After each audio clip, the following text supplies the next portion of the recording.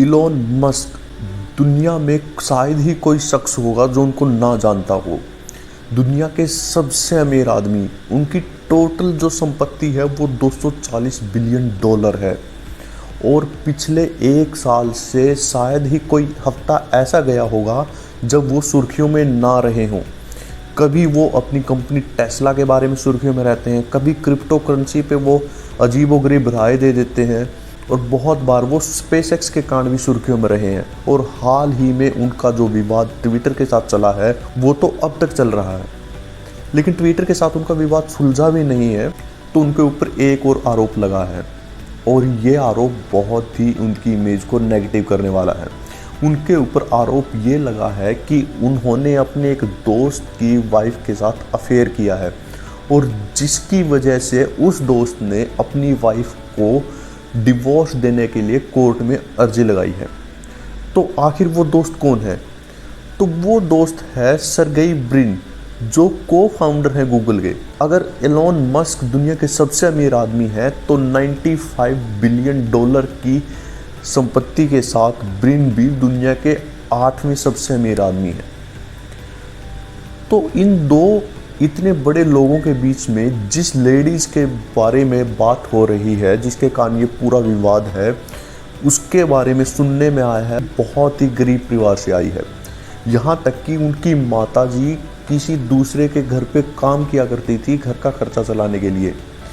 तो ये पूरा माजरा क्या है, इसको बिल्कुल आसान भाषा में समझने की कोशिश करेंगे। तो नमस्कार दोस्तों, मेरा नाम है सतविंदर नरवाल। तो चलिए शुरू करते हैं आज की स्टोरी।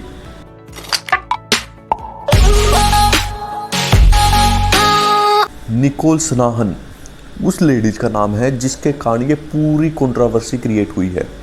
ये 1989 में इनका बर्थ हुआ था कैलिफोर्निया के ओकलैंड में, और उसके बाद जो इनके पेरेंट्स थे वो चीन में रहते थे, लेकिन उन्होंने शिफ्ट कर लिया यूएसए में। लेकिन जब ये 9 इयर्स की थी तो इनके पिताजी को बाइपोलर सिजोफ्रेनिया हो गया। तो उसके कारण इनके घर पे कमाने वाला कोई नहीं था, तो इस वजह से इनकी माता को दूसरों के घर में जाके काम करना पड़ता। इसी वजह से 12 साल की उम्र में निकोल ने एक रेस्टोरेंट ज्वाइन किया और वहाँ पे ये काम करने लगी।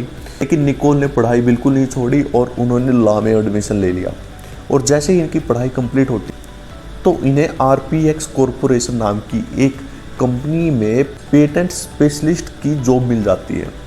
लेकिन वहाँ पे इनको बहुत ही ज़्यादा सेक्सुअल अब्यूज़ का सामना करना पड़ता है, जिसके कारण ये 10 महीने बाद वहाँ से रिज़ाइन कर देती हैं और बहुत ज़्यादा डिप्रेशन में आ जाती हैं।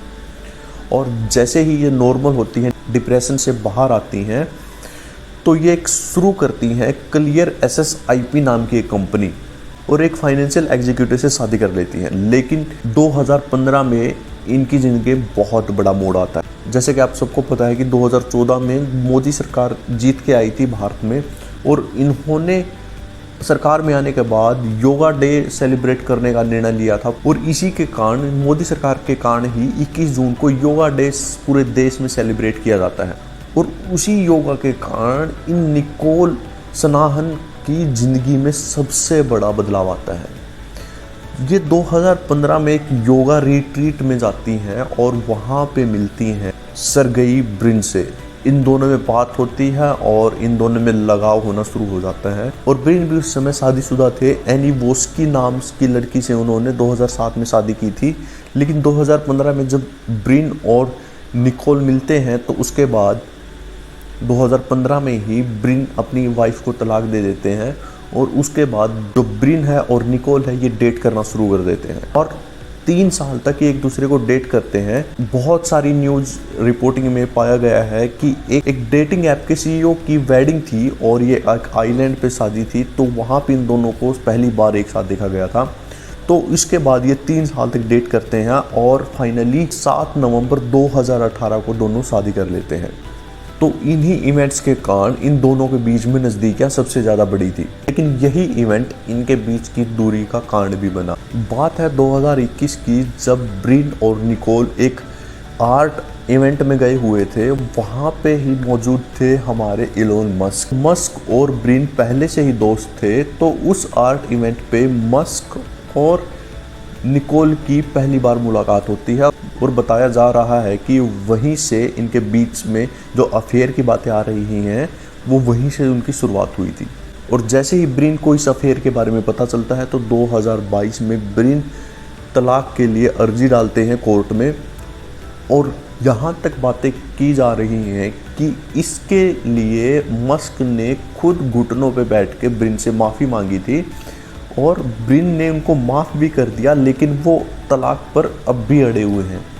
और जब ये पूरी कंट्रोवर्सी मीडिया में आई तो मस्क ने इसको बिल्कुल डिनाई कर दिया। वो कह रहे हैं कि वो निकोल से सिर्फ आज तक 2 बार मिले हैं और वो भी बहुत सारे लोगों के बीच में मिले हैं, उनके बीच में ऐसा कुछ नहीं था। मस्क कह रहे हैं कि ब्रिन और उनके बीच में बहुत ही गहरी दोस्ती है जो अब भी है। तो ये तो फ्यूचर में पता चलेगा कि मस्क सही कह रहे हैं या फिर जो ब्रिन ने तलाक की अर्जी डाली है उसका कारण कोई और है, लेकिन फ़िलहाल मीडिया में ये सारी बातें चल रही हैं। अगर आपको ये वीडियो थोड़ी भी अच्छी लगी है तो चैनल को लाइक शेयर और सब्सक्राइब कर दीजिए। आपका वीडियो देखने के लिए बहुत बहुत धन्यवाद।